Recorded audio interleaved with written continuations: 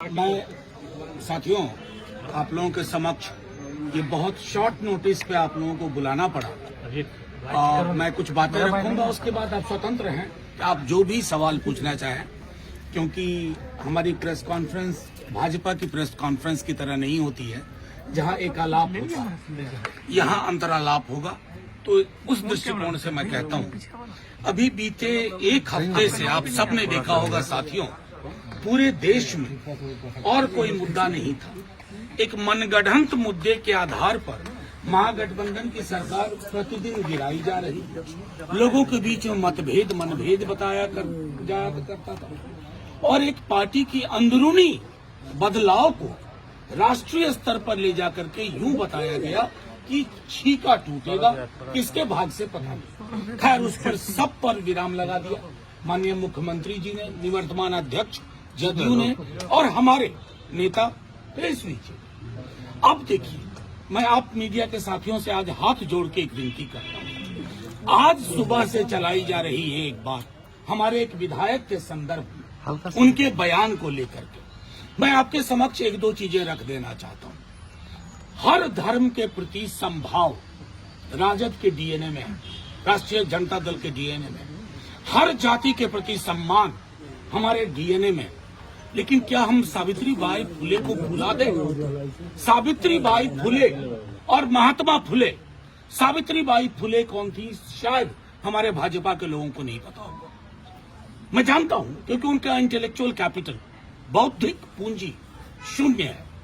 लेकिन सावित्री बाई फुले ने जो मंदिर के संदर्भ में कहा, विद्यालयों के संदर्भ में, शिक्षा के संदर्भ में कहा, आप उस संदर्भ को जब कोई एक विधायक हमारे उद्धृत करते हैं, एक वंचित समाज की से आने वाली महिला के लिए और उनके विचारों के लिए आप किस प्रकार की टिप्पणी करते हैं?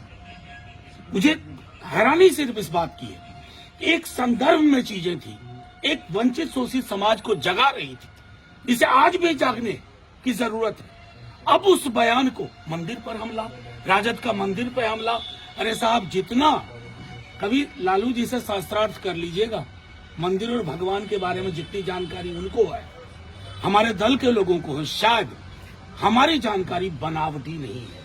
हम धर्म को आस्तीन पे बांध के नहीं चलते हैं, यहाँ रखते हैं। हमारे राम मर्यादा पुरुषोत्तम बापू के राम हैं।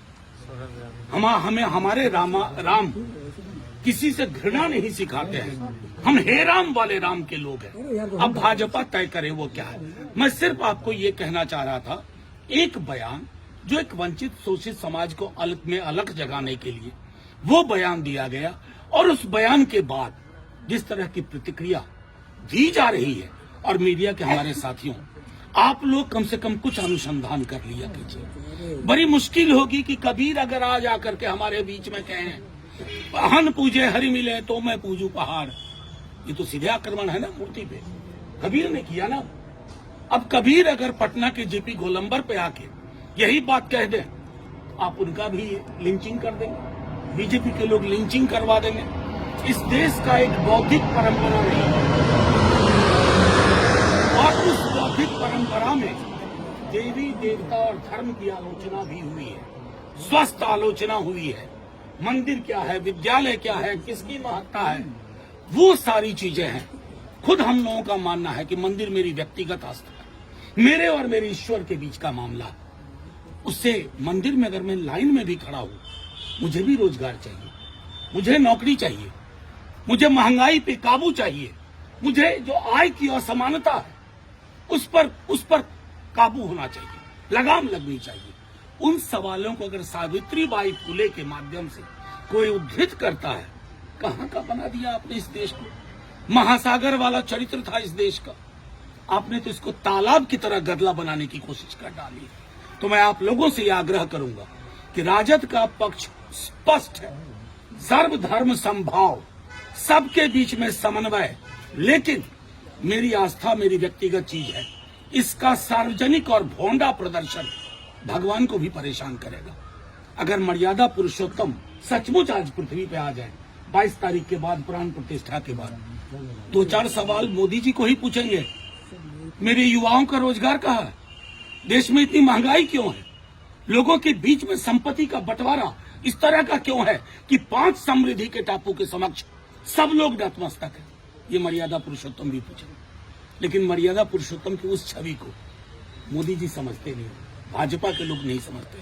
आपसे आग्रह, आप लोग संदेश को बीजेपी की ओर से उठाने से पूर्व एक बार अपने तय भी उसकी व्याख्या कर लें, उसकी परीक्षा कर लें। नहीं तो वंचित शोषित समाज के लोगों ने जो लिखा, रैदास को क्या करेंगे आप, कबीर को क्या करेंगे, सावित्रीबाई फुले का क्या करेंगे, ज्योतिबा फुले का क्या करेंगे, बाबा साहब भीमराव अंबेडकर बोल के गए एनिहिलेशन ऑफ कास्ट, जाति का विनाश, उसका हम क्या करेंगे।